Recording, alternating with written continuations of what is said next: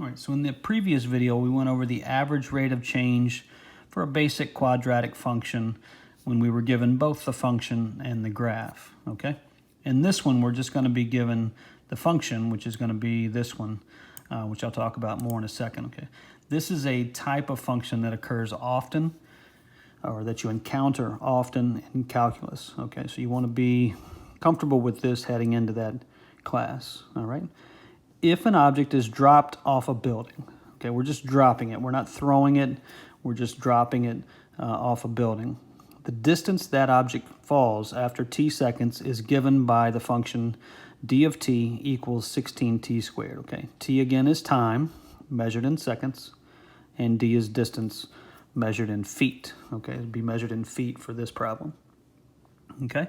So we want to find the average rate of change, which is going to be a speed, okay? It's going to be feet per second, from 1 second after we've dropped the object till 3 seconds after we drop the object, all right?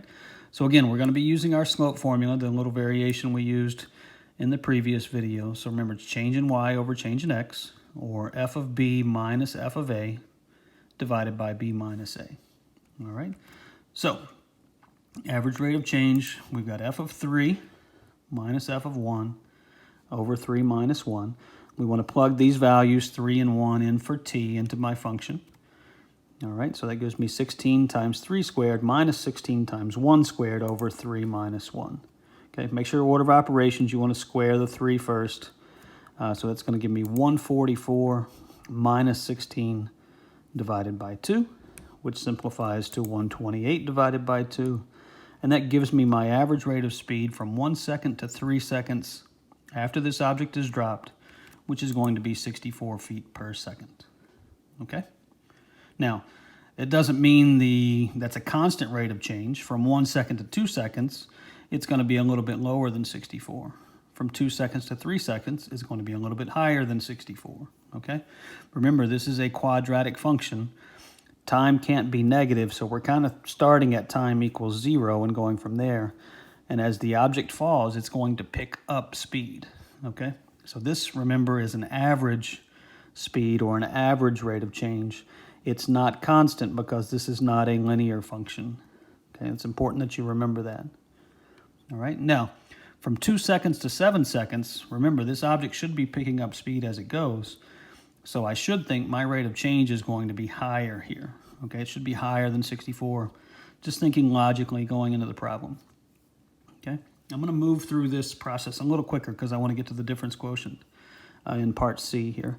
So, excuse me, the average rate of change is going to be f of 7 minus f of 2 over 7 minus 2. We want to plug those values back into my function. Again, my given function that I started with. And this function doesn't change. If you're dropping an object, it's always going to be this function. All right, so bigger number here. When I square 7, I get 49. 49 times 16 is going to be 784. 2 squared is 4 times 16 is 64. And 7 minus 2 is 5. Okay, so clean up that numerator. I get 720 over 5, which gives me an average speed for the object of 144 feet per second. So it's picking up speed as we go. So from 2 seconds to 7 seconds, the average, again, remember this is an average, is 144 feet per second. All right? Now, the difference quotient. This is going to be very prevalent in calculus. You're going to learn about derivatives, and this is going to play, a pretty big part there. So our first time is going to be a variable a. Our second time is going to be that variable a plus some greater value, okay? And here we're just dealing with variable expressions. We're not going to think about numbers here. All right, so the average rate of change again, f of a plus h minus f of a divided by a plus h minus a, okay? So we're still using that slope formula. Nothing's changed, all right? Now, this one's a little bit harder because we're squaring a binomial here.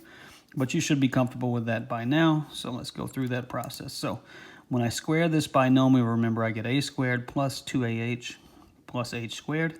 I'm going to have to distribute this 16. Here, I'm just squaring the a, so it's going to be minus 16a squared. In my denominator, again, notice I get h because these a's canceled out, okay? So let's show the distributive property part here. So I get 16 times a squared plus 16 times 2ah, which gives me 32ah, plus 16 times h squared, and then I just bring this down, and I bring the h down.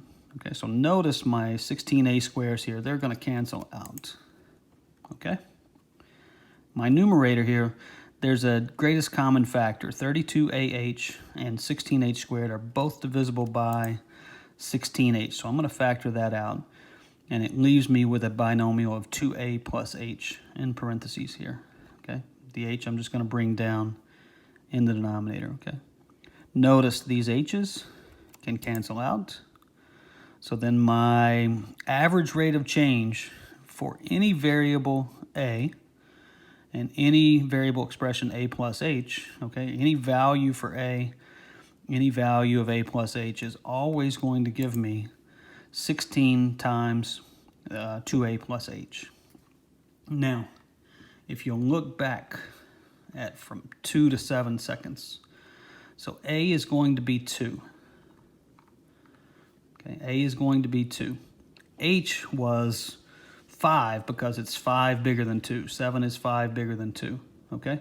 So if you plug in 2 here for A and 5 here for H, you're going to see that you get 144.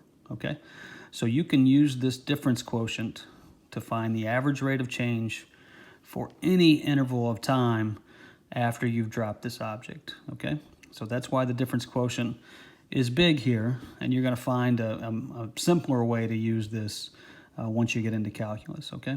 So that's how you find the average rate of change when we're dropping an object from a cliff, a building, anything, okay?